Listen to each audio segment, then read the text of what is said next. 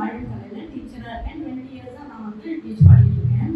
என்னோட அனுபவங்கள் என்னன்னாக்கா, ஃபர்ஸ்ட் நான் வந்து நினைக்கிறது சேவான்னு ஏதாவது நம்ம நினைச்சோம்னாக்கா கண்டிப்பாக நம்ம காரியம் நடக்கிறது, நமக்கு என்ன வேணுமோ நடக்கிறது. 20 இயர்ஸ் பேக் நான் வந்து இந்த மாதிரி என்னோட சுதர்ஷன் கிரியாவுக்கு கிளென்சிங், நம்ம உள்ள மனசை கிளென்சிங் பண்ணுறது ப்ரீதிங்னால. அதுதான் அதை நான் பண்ணிட்டு வீட்டில் வந்து நிறைய ஃபாலோ அப்பெல்லாம் எடுத்துட்டு இருப்பேன். என்னோட பையனுக்கு வந்து குழந்தை இல்லை, 17 இயர்ஸ் ஆகிட்டு 2 சண்டை போடுதுங்க. அப்போ என்னோட குரு ஸ்ரீ ரவிசங்கர் நான் கேட்டுக்கிட்டேன், குருஜி ப்ளீஸ் என்ன எடுத்துட்டு அவளோட ரூமில் போடு, எனக்கு அவங்க சண்டே பார்க்க முடியல அப்படின்னு சொன்னால். இந்த நெக்ஸ்ட் டே மார்னிங் 7 o'clock எனக்கு நியூஸ் வந்து ஷீ இஸ் கன்சீவ்டுன்னு. அந்த குழந்தை நல்லா நார்மலாக பார்த்து அந்த மாதிரி இருந்துச்சு. இந்த நேச்சர் ரெண்டிபிகாஸ் அதுதான் மெயின். இதில் நம்ம வந்து நல்ல காரியங்கள் நடக்கும் போதும் அதே மாதிரி என் பொண்ணுக்கு ஒரு 4 வருஷம் இல்லை பிளஸ் பண்ணி அனுப்பிச்சேன். நம்ம பிளஸ்ஸிங்க்கு வந்து நம்ம வந்து பவர் நிச்சயமா இருக்கு. நம்ம இந்த மாதிரி மூச்சு பயிற்சி நம்ம இதெல்லாம் பண்ணும்போது என்ன ஆகணும், யோகாலாம் பண்ணும்போதும் நமக்குள்ள பிளஸ்ஸிங்ஸ் வந்து இட் வில் மெட்டீரியலைஸ். ஓகேவா?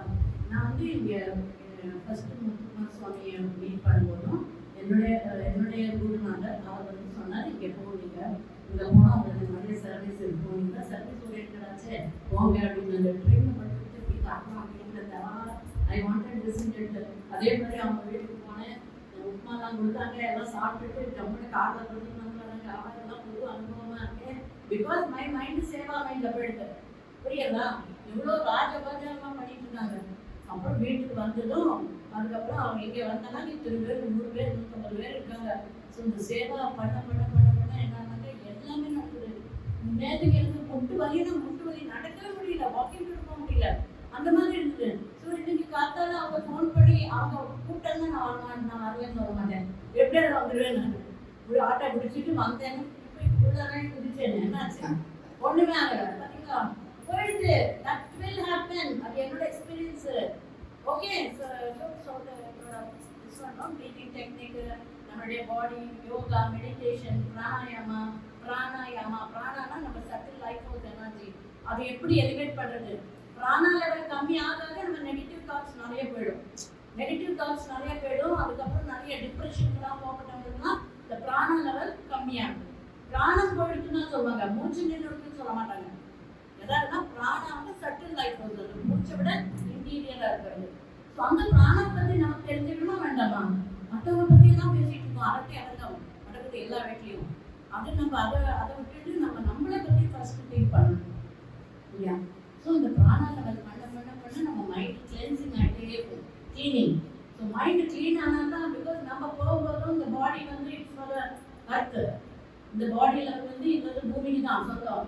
மைண்டு, இன்டெலெக்ட், ஈகோ, மெமரி எல்லாம் நம்ம சட்டில் லைஃப் ஒன்று இருக்கு, சட்டில் பாடியில் இருக்கு.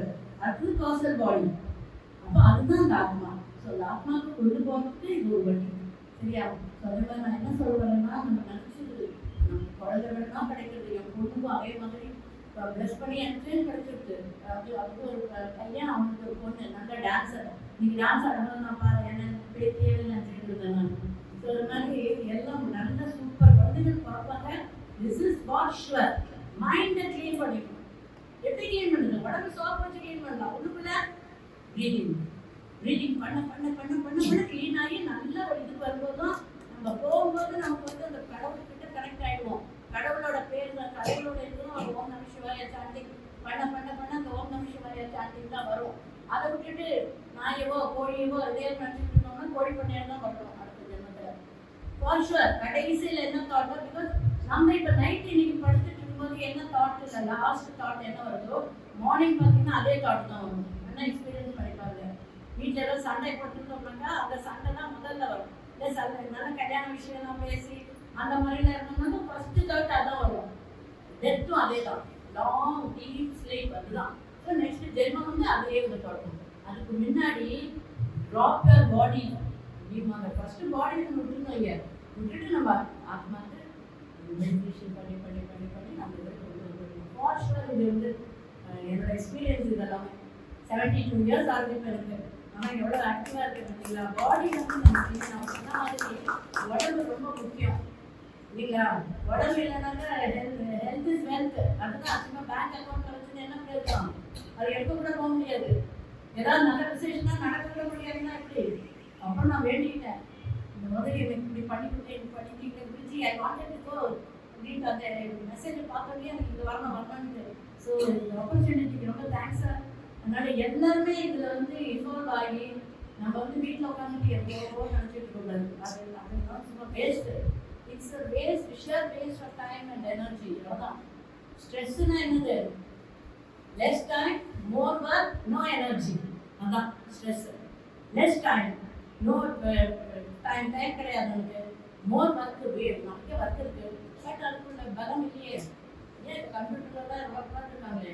ஸோ இந்த ப்ரீத் பண்ணி ஹோல் வேர்ல்டும் ஆஃப்டர் ஃபீலிங் பரவிடும். ஹோல் வேர்ல்டும் இதுல பெனிஃபிட் லைக் இருக்கு. ஸோ இந்த ஆப்பர்ச்சுனிட்டி நம்ம எடுத்துக்கணும். எடுத்துட்டு ஏன்னா 84 lakh ஸ்பீஷீஸ் ஆஃப் லைஃப்க்கு அப்புறம் நம்ம வந்திருக்கோம் இங்கே. அதை முதல்ல நினச்சிக்கணும். ஒரு ஹியூமன் பர்த் எப்படி எடுக்கிறது? 84 lakh ஸ்பீஷீஸ் ஆஃப் லைஃப். புழு, பூச்சி, மரம் எல்லாம் கழிச்சிட்டு, மிருகங்கள் எல்லாம் கழிச்சிட்டு நம்ம வந்து அந்த லைஃப்ல ஒன்றுமே பண்ணிக்க மாட்டோம் இல்லைங்களா?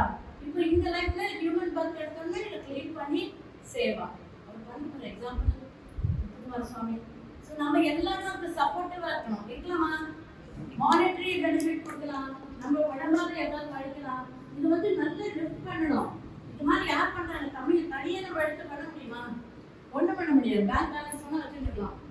ஸோ நம்ம காசு நல்ல காசு வந்து நம்ம கொடுத்தோம்னா என்ன ஆகுதுன்னா அது பியூரிட்டி ஆகிடும்.